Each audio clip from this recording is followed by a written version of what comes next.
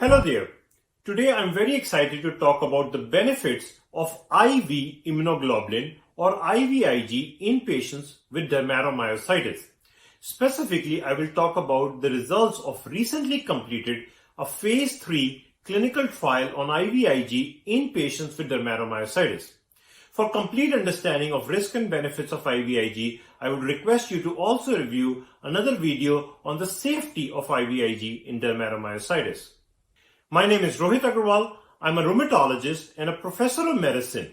I'm also the lead investigator in this clinical trial called ProDerm study.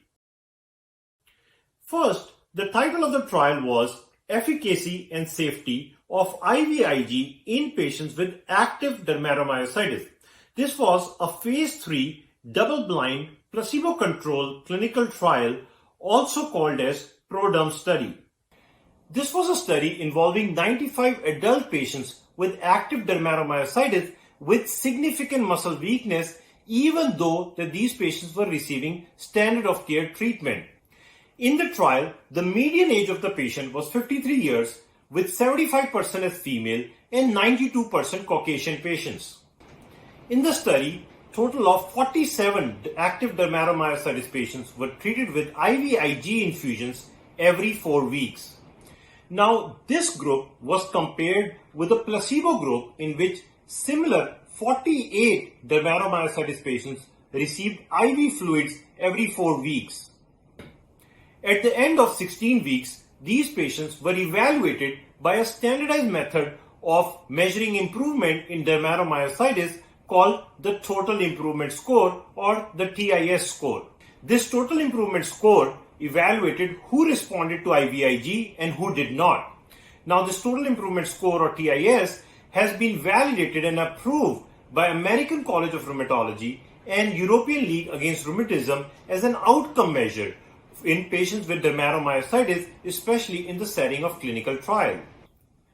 The Total Improvement Score evaluates 6 overall measures, which includes disease activity from patient's perspective, disease activity from physician standpoint, muscle strength in different areas of the body, patient's level of functional disability, muscle enzymes related to myositis, as well as disease activity in organs other than the muscle, such as lungs, joints, skin, and so on. Now let's talk about the main results. When we compared the two groups, the IVIG group with the placebo group, what was found in the study was that IVIG group had 78.7% of the patients improved as compared to placebo group, where only 43.7% of patients improved as per the minimal improvement criteria. This was highly statistically significant results, which means that IVIG group was significantly better than the placebo group, which basically means that the treatment was efficacious. Now, when we look at a higher level of improvement, what was found was 68% patients in IVIG group had at least moderate improvement as compared to 23% of patients in the placebo group. Again, a highly statistically significant results. Now, what about major improvement? In this study, what was seen is 32% of patients met major improvement criteria in IVIG group as compared to only 8% in placebo group. Again, a highly statistically significant result. So if we go by moderate improvement, you see that the patients with IVIG had 3 times higher likelihood of achieving improvement. If we go by major improvement, patients in IVIG group had 4 times more likelihood of achieving major improvement in this study. So far, I have discussed the results up until 16 week of the study, which was the main randomized placebo-controlled phase. However, after 16 weeks, patients were given an option to go into an extension phase in which both IVIG group and placebo group were given IVIG infusions every 4 weeks for additional 24 weeks. Now, what was seen in this open label extension phase was that the patient who earlier received placebo, when they received IVIG, they also had similar improvement to the patient who had earlier received IVIG. And the patient who had earlier received IVIG, when they were continued on IVIG, they were able to maintain their improvement up until 40 weeks. At the end of the study, at 40 weeks, what was seen is that the patient which received IVIG throughout and the patient who earlier received placebo till 16 weeks and then went on to receive the IVIG in open label phase, both of them had about 70% of minimal improvement in the study.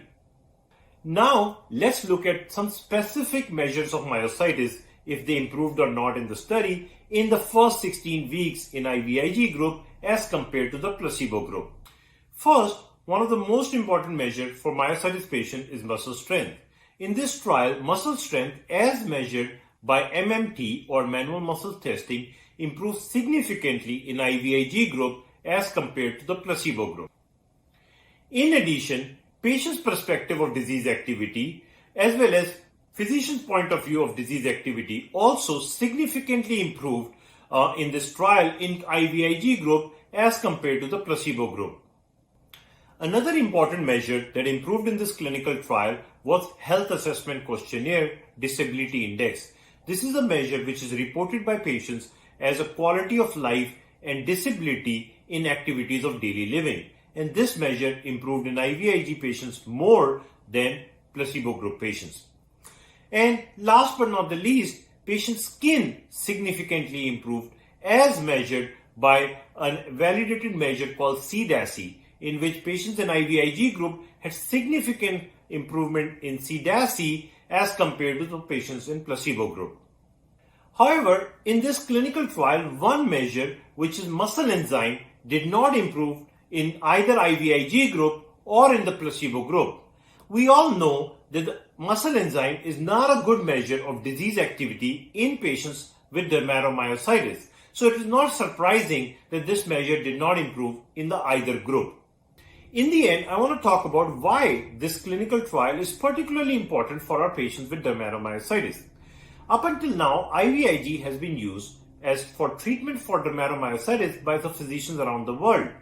However, the problem was that this treatment was being used as off-label, which means that IVIG was not approved by FDA and other regulatory agencies in the world for treatment of dermatomyositis. This used to make it very difficult for our patients to access IVIG treatment, even if their physicians would want them to give, as well as would make it difficult for physicians to prescribe IVIG for dermatomyositis. The PRODERM study was the first large randomized placebo-controlled study which established the safety, tolerability, and efficacy of IVIG in patients with dermatomyositis. The good news is that this clinical trial has now led to approval of IVIG use in dermatomyositis in US as well as other parts of the world. We are very excited about the results of this study because it means that finally our patients with dermatomyositis would have an efficacious treatment and would help improve lives of so many patients with dermatomyositis. Please note, the intent of this video is to educate patients about IVIG in dermatomyositis. The decision of use of IVIG in a particular patient should only be taken after discussion of risk and benefit with your particular doctor. In the end, I would like to thank you for listening, and I hope this video was helpful for you.